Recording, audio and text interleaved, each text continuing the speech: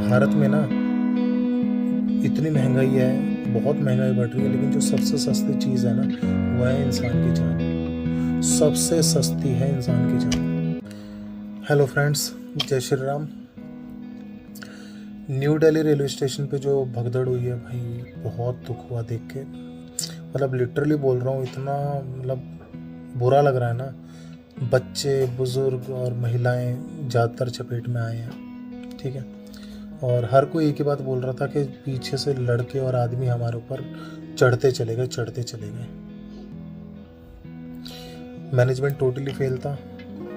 इस बार मैं बोल रहा हूँ, मैनेजमेंट की गलती थी, ध्यान रखना चाहिए था। आपको पता है हर जगह सीसीटीवी कैमरे लगे हुए हैं, आपको दिख रहा है भीड़ है, लोग बाग आ रहे हैं, आपको ये चीज़ खुद समझनी चाहिए।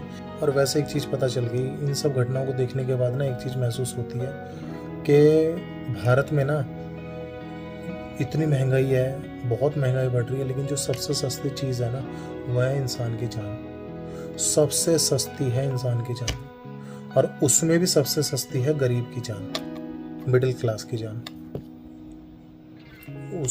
वो जान जाने से किसी को फर्क नहीं पड़ता, किसी को दुख नहीं होता। रईस मरेगा या रईस को कोई प्रॉब्लम होगी तो उसके लिए कानून भी है, सब कुछ है, वो सब कुछ पैसे से सब कुछ कर सकता है, लेकिन गरीब आदमी के लिए कुछ नहीं है। इंडिया में कुछ नहीं है। आप किसी भी गवर्नमेंट को ले आओ, कुछ भी ले आओ, कोई फर्क नहीं पड़ता, ठीक है। और इसके साथ साथ गलती हम लोगों की भी है भाई, ऐसे तो नहीं है कि हम लोगों की गलती नहीं है। कसम खाई है, सिविक सेंस सिखा के छोड़ूंगा तो बीच में तो लाऊंगा मैं ये चीज़। गलती तो हम लोगों की भी है। क्यों धक्का मारना है भाई? वो कोई गाड़ी है क्या? एक आदमी जो है वो गाड़ी है जो कहीं रास्ते में रुक के खड़ा होगा और खुद आगे नहीं बढ़ रहा होगा, उसने पूरा रोड जाम कर लिया होगा। या भीड़ में से जब आप घुसते हुए चले जाते हो, धक्का मारते हुए इधर से उधर, इधर से एडजस्ट होते हुए, तो कभी सोचा है कि बाकी लोगों पे क्या इम्पैक्ट पड़ता होगा? आप यहाँ से धक्का मार रहे हो, वो आगे वाले को धक्का मारेगा, आपके पीछे वाला भी आपको धक्का मार रहा है। इस धक्के का असर कहाँ तक जा रहा है? बड़ा संभाल लेता बच्चों को क्या? मैं इंसिडेंट बताता हूँ। द्वारका में 311 फुट का रावण लगा था, मेला लगा हुआ था, बहुत भयानक, इतना भयानक मेला था। मैं कभी भीड़ में घुसता नहीं, मेरे को बिल्कुल आदत नहीं है। मैं अपनी फैमिली को लेके कभी भी भीड़ में नहीं जाता, किसी भी हालत में नहीं जाता। लेकिन बस चले गए, फैमिली के साथ थे तो चले गए, अंदर घुस गए, वो भी एंट्री कैसे कर ली हमने, ठीक है। रावण जलने के बाद जब वो मेला ओवर हुआ, हम जब निकल रहे थे ना, मेरा एक बच्चा मेरी गोद में था छोटा, और मेरा बड़ा बेटा वो मेरे साथ पैदल चल रहा था। उसने मुझे बोलने स्टार्ट किया, पापा मैं दब रहा हूँ। जब वो दबना स्टार्ट हुआ तो मैंने अपने आप को पीछे खींचना शुरू किया कि मैं थोड़ा सा जोर लगाता हूँ कि मतलब बच्चा ना दबे। लिटरली मेरा बच्चा चिल्लाने लगा, और वहाँ वो वाली सिचुएशन बन गई जो भगदड़ वाली होती है। और मेरे दिमाग में एकदम से क्लिक किया कि अब यहाँ भगदड़ होने वाली है 100%। और उसमें कारण क्या था पता है? पीछे वाले जो गरम खून वाले बच्चे हैं ना, जो जवान लड़के हैं, धक्का मार रहे थे पीछे से कि बस निकलो निकलो निकलो। कोई इधर से कूद के आ रहा है, कोई इधर से कूद के आ रहा है। लिटरली मैंने और मेरी वाइफ ने ना चिल्ला के, मतलब वो पूरा ना, मैंने इधर से इधर धक्का मार के चिल्लाए, हम इतनी जोर जोर से चिल्लाए और रोका लोगों को, चुपो रुको, बच्चे हैं छोटे। तब हमने भीड़ को रोका है और हम किसी तरीके से अपने बच्चों को लेके निकले। और कसम खाई, अब कभी भीड़ में नहीं घुसेंगे। कुछ भी हो जाए, हम अपना एंटरटेनमेंट से कॉम्प्रोमाइज़ कर सकते हैं, हम भीड़ में नहीं जाएंगे। भाई ये चीज़ क्या आप नहीं सोच सकते? जब इतनी भीड़ है, ट्रेन ही एक साधन रह गया है क्या प्रयागराज जाने का? बसेस और ट्रांसपोर्ट बाकी ख़त्म हो गए। अगर ट्रेन एक लौता साधन है तो फिर भाई ये जस्टिफाई कर, मैं कुछ नहीं बोल सकता, फिर तो वो जस्टिफाइड है। बट अगर सिर्फ एक ट्रेन साधन नहीं है तो ये आपकी सबसे बड़ी गलती है कि आप सिर्फ ट्रेन से जाना ही प्रेफर कर रहे हो।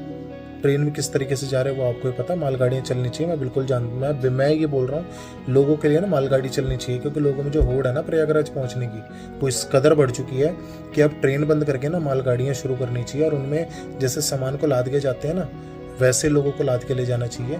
वैसे भी लोग वैसे ही जा रहे हैं ट्रेनों में, ट्रेन की बोगियों का भी सेम हाल है, चाहे वो एसी कोच हो चाहे जर्नल हो, सबका एक जैसा हाल है। तो मालगाड़ियाँ ही चलनी चाहिए लोगों के लिए, उनको फ्री में ले जाया जाए, ठीक है, और किसी तरीके से प्रयागराज पहुंचाया जाए और वहाँ से भी सेम मालगाड़ियों में बैठा के लोगों को उनके घर छोड़ा जाए। क्यों? लोगों में ना सब्र है ना तमीज़ है, किसी भी तरीके का सिविक सेंस नहीं है लोगों में, ठीक है ना। ये नहीं होना चाहिए था, ये रुक सकता था और इसमें पब्लिक को भी पूरा कंट्रीब्यूशन करना चाहिए था। लेकिन वही है ना, जाना है मुझे, जाना है मुझे, जाना है, आपका काम बनता भाड़ में जाए जनता। ये इस रूल पे जो हम चल रहे हैं ना, ये बहुत दुख देगा आगे जाके।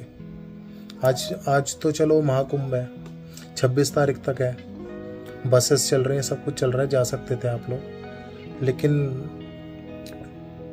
ट्रेन के अलावा तो कोई साधन ही नहीं बचा।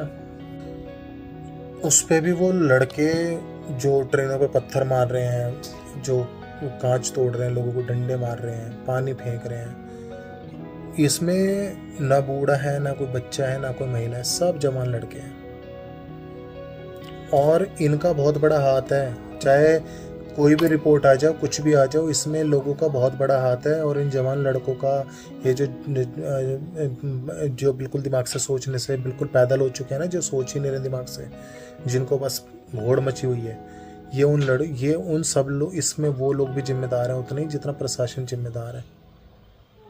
धक्का मुक्की भीड़ में जो करने वाले हैं वो भी उतने ही बड़े कल्प्रिट हैं। क्यों धक्का मारना है भाई? जहाँ खड़े हो वहाँ खड़े रहो ना। जब भीड़ आगे चलेगी तो आपको भी रास्ता मिलेगा।